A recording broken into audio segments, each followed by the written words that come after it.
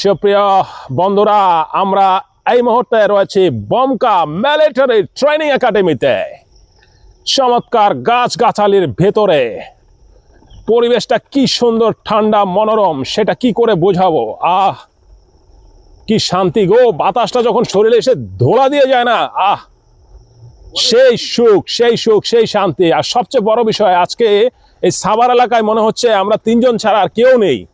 অন্যান্য দিন যদিও দু একজন মুরব্বী কাকুকে দেখা যায়, কিন্তু আজকে না, কাউকে দেখা যাচ্ছে না। ইভেন এই যে বমকা মিলিটারি ট্রেনিং একাডেমির মধ্যে দু একজন সৈনিককে দেখা যায়, আজকে তাদেরকেও দেখা যাচ্ছে না। চমৎকার গাছপালা, একদম সবুজে আবৃত একটা পরিবেশ, পাখির কিচিরমিচির শব্দ, সবকিছু মিলিয়ে একটা ওয়াও পরিবেশ। ওয়াও ওয়াও, মনটাই ভালো হয়ে যায়। এই সমস্ত জায়গায় যদি আসি না, মনটাই ভালো হয়ে যায়। আমরা যাব হচ্ছে এখন গোলাপগ্রামে। সুবিশাল একটি মাঠ দেখতে পাচ্ছেন, কম করে হলেও 3-4টি ক্রিকেট মাঠ বানানো যাবে এখানে। সুবিশাল একটি মাঠ। দিস ইজ বমকা military training academy, Savar, Birulia.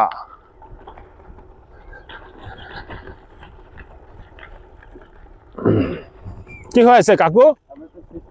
হ্যাঁ, শীষ করবেন?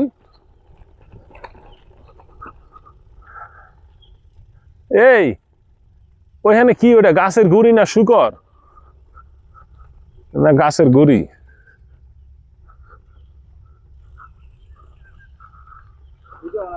হ্যাঁ হ্যাঁ, কি গাছ? চারিদিকে গাছ, মাঝখানে মাঠ। মাঠ তো না, বিশাল বড় ময়দান। কলকাতায় এরকম একটা মাঠ আছে, দেখছিলাম। কলকাতা ইডেন গার্ডেন্সের ঠিক আগেই ওই মাঠটা। ওরা অবশ্য ময়দান বলে, মাঠ বলে না কলকাতায়। তো আমাদের আসলে ময়দান, এরকম একটা ময়দান গুলিস্তান এরিয়াতে থাকলে ভালো হতো। অ্যাটলিস্ট বড় বড় সভা সমাবেশগুলো নেতাকর্মীরা বেশ স্বাচ্ছন্দ্যে করতে পারতো।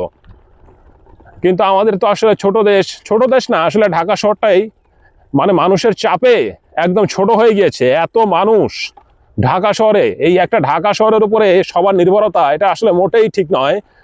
কিন্তু কি আর করার, মানুষকে তো বাধ্য হয়েই ঢাকা শহরে আসতে হয়, তাই না? যদি সব জায়গায় সম্পদের সুষম বন্টন হতো, সব জায়গায় অর্থনৈতিক উন্নয়ন নিশ্চিত করা যেত, তাহলে মানুষকে কি দায় পড়েছিল বাড়িঘর ছেড়ে ঢাকা শহরে এসে মানে এরকম কষ্ট করার কোনো দরকার ছিল না। ওই যে একজনকে দেখা যাচ্ছে গরু নিয়ে চলে এসেছে, এই প্রথম সাভারে ঢোকার পর একজনকে দেখলাম। তো যেতে চেয়েছিলাম রাজা হরিশ্চন্দ্রের প্রাসাদে, কিন্তু ওখানে আসলে রাজা তো নেই, বরং রাজার রাজপ্রাসাদও নেই, শুধু ভিত্তিপ্রস্তরটা রয়েছে। ভাল লাগতেছে, খুব ঠান্ডা একটা বাতাস বয়ে যাচ্ছে। প্রচুর কাঁঠাল গাছে গাছে ধরে রয়েছে। এই রাস্তাটা সলিং, যার কারণে সাইকেলটা একটু জাম্পিং করতেছে, কাঁপাকাপি করতেছে। তো ঠিক আছে,